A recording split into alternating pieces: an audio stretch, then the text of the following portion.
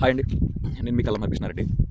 మొత్తానికైతే ఒక వారం రోజులుగా దేశవ్యాప్తంగా చర్చనీయాంశమైన జెన్‌జీ ప్రొటెస్ట్, అదే సీజేపీ పార్టీ ఆధ్వర్యంలో స్టార్ట్ అయిన జెన్‌జీ ప్రొటెస్ట్ ఏదైతే అంటే ముఖ్యంగా మనకి బయట ఫోకస్ అవుతుంది నీట్ పేపర్ లీక్‌పై అని చెప్పేసి ఇది స్టార్ట్ అయింది.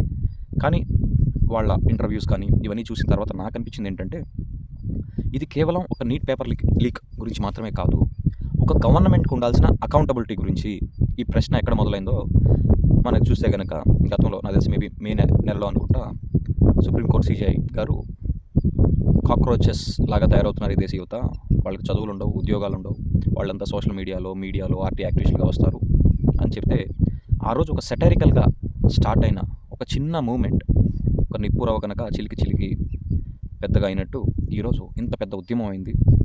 ఎన్ని లక్షల మంది పాల్గొన్నారో లెక్కలేదు. వాళ్ళు అక్కడ ప్రొటెస్ట్ చేస్తుంటే ఈ దేశంలో వివిధ ప్రాంతాల నుంచి అక్కడికి వెళ్ళలేని వాళ్ళు, అంటే రకరకాల కారణాలు కావచ్చు, వాళ్ళ జాబ్సో స్టడీసో ఏదైనా వాట్ ఎవర్ ద రీజన్, అక్కడికి వెళ్ళలేని వాళ్ళు వాళ్ళకు సంఘీభావంగా వాళ్ళు ఆకలితో ఉండకూడదని స్విగ్గీ, జొమాటో, బ్లింకిట్ లాంటి యాప్స్ యూజ్ చేసి వాళ్ళ శక్తి మేరకు అక్కడున్న వాళ్ళకి ఇవ్వండి అని ఫుడ్ పంపించడం జరిగింది. ఆన్లైన్లో ఫుడ్ ఆర్డర్ చేసి అక్కడ పంపించడం జరిగింది. అక్కడ ఎలా అయిందంటే, ఒక స్టేజ్ వెళ్ళిపోయిన తర్వాత ఆర్గనైజర్లు ఎవరైతే ఉన్నారో, చాలు ఇంకా మాకు ఫుడ్ ఎక్కువైపోతుంది, వేస్ట్ అయిపోద్ది, మనం వేస్ట్ చేయొద్దు అని చెప్పేసి మళ్ళీ రిక్వెస్ట్ చేసుకునేంతలాగా అక్కడ మెడిసిన్ చేస్తున్న వాళ్ళైతే వాలంటీర్గా వచ్చి సర్వీస్ చేస్తున్నారు. అడ్వకేట్స్ ఎవరైతే ఉన్నారో వాళ్ళు వచ్చి లీగల్ హెల్ప్ చేస్తూ ఉన్నారు. అలానే ఎవరికి నచ్చింది వాళ్ళు అలానే పోనీ అలా ఏం చేస్తున్నారంటే, రోడ్డు మీద పడిన చెత్తని ఎర్లీ మార్నింగ్ మళ్ళీ వాళ్ళే క్లియర్ చేస్తున్నారు. అక్కడ ఉన్న వాళ్ళు నీట్గా క్లియర్ చేస్తున్నారు, మనం ఉండే ప్లేస్ ఇదని చెప్పేసి. అంటే ఈ యూత్ మీద, జెన్జీ మీద పెద్దవాళ్ళందరికీ ఒక ఒపీనియన్ ఉంది. ఇంతకు ముందులాగా వీళ్ళ దగ్గర ఫైట్ చేసే స్పిరిట్ లేదు, వీళ్ళంతా టైంపాస్ చేయడం, రీల్స్ చేయడం, ఫ్రెండ్షిప్ అని ఇదని ఏదో ఒక బ్లా స్టఫ్ అంతా అనుకుంటున్నారు. వాళ్ళందరికీ కూడా ఈరోజు ఒక గట్టి గుణపాఠమే చెప్పింది ఈ జెన్జీ అనుకోవాలి. ఇక్కడ మనం కొంతసేపు అపార్ట్ ఫ్రమ్ పొలిటికల్ పార్టీస్ మాట్లాడాలా, నేషనల్ పార్టీస్ అయినా కావచ్చు, లేకుంటే నేషనల్ లీడర్స్ అయినా కావచ్చు, ఎవరైనా కానివ్వండి. ఇంతకుముందు గతంలో ఎప్పుడు జరగలేదంటే జరిగింది. మరి గత ప్రభుత్వంలో జరగఉండొచ్చు, అంతకుముందు ప్రభుత్వంలో జరగఉండొచ్చు.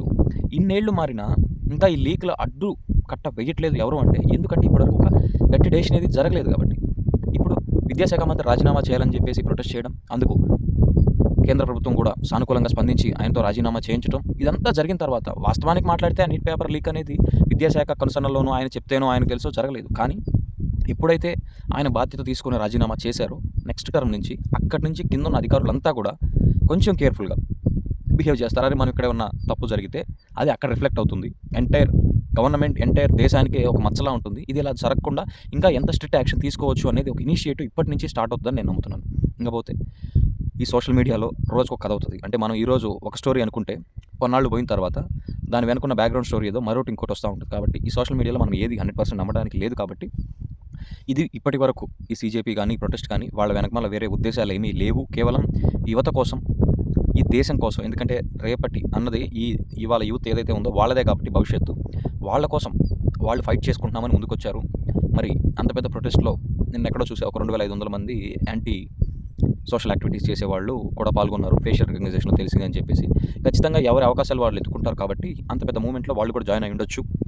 అలా అని చెప్పి మనం ప్రస్తుతానికి ఇదంతా ఆర్గనైజ్డ్, లేదంటే వేరే పొలిటికల్ పార్టీ ఫండింగ్, బయట దేశాల ఫండింగ్ ఇవన్నీ చేస్తుంటే కేంద్ర ప్రభుత్వం దగ్గర ఇంటెలిజెన్స్ లేదని నేను అనుకోను. వాళ్ళ దగ్గర ఇంటెలిజెన్స్ ఉండి రిపోర్ట్లు అన్నీ ఉన్న తర్వాత కూడా వాళ్ళ మినిస్టర్తో రాజీనామా చేస్తారని నేను అనుకోవట్లేదు. కాబట్టి ఇప్పటికైతే ఇది ఖచ్చితంగా యూత్ సాధించిన విజయమే అని చెప్పుకోవాలి.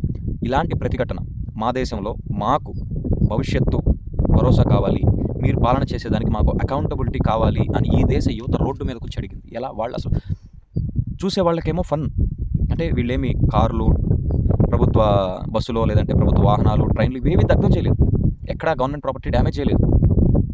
అలానే పోలీసు వాళ్ళు కూడా ఏదన్నా 1-2 ఘటనల్లో వాళ్ళు వీళ్ళ మీద దాడి చేసినప్పుడు వీళ్ళకి కొన్ని గాయాలని పోలీసులు కూడా ఒకరిద్దరు తగిలి ఉండొచ్చు పరస్పర దీంట్లో. అది తప్పించి వేరే ఎక్కడ పెద్ద మారణ హోమాలో లేదంటే ఇలాంటి అల్లర్లు ఏమీ లేవు. చాలా పీస్ఫుల్ ప్రొటెస్ట్. అలానే కామ్గా ఉన్నారా? లేదు. వాళ్ళు ఒక్కొక్క ఇన్నోవేటివ్గా చూస్తుంటే నిజంగా చాలా ఆనందం అనిపించింది. పోలీసు వాళ్ళు కొడతానికి వస్తుంటే నేషనల్ యాంథమ్ పాడుతున్నారు.